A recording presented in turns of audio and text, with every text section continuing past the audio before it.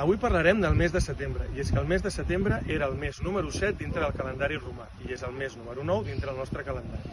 A més, és el mes que fa pont entre l'estiu i la tardor, i dintre del cicle vital de l'any, si el març i abril serien els mesos de joventut, el setembre seria l'inici de la maduresa. Pel que fa al calendari agrícola, hi ha la collita d'un dels elements més emblemàtics del Mediterrani, com és el raïm. I és que la festa de la verema és festa, una tradició molt important, per aquesta data assenyalar, a molts punts diferents del territori.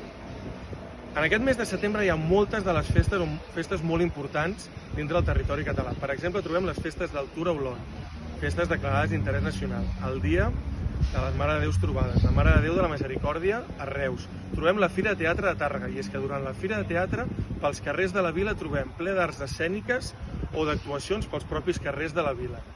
Tenim Santa Tecla a Tarragona, que té documents des de fa més o menys uns 700 anys. I tenim les festes de la Mercè de Barcelona, que Mercè és la patrona de Barcelona perquè va deslliurar d'una plaga de llagostes que arrasava tot el país.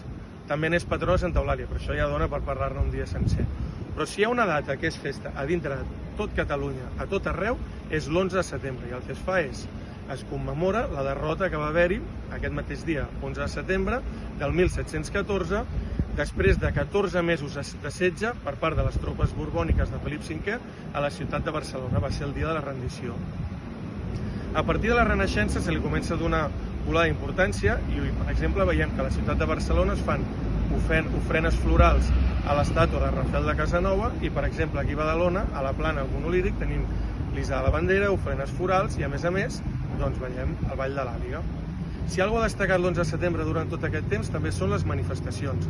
Els últims anys havien sigut multitudinàries, però també n'hi havia hagut que havien estat repressives o que fins i tot havien estat prohibides a l'època de Franco.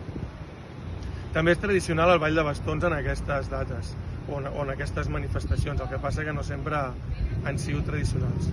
I vosaltres què? Ja sabeu quina festa anireu a veure o què?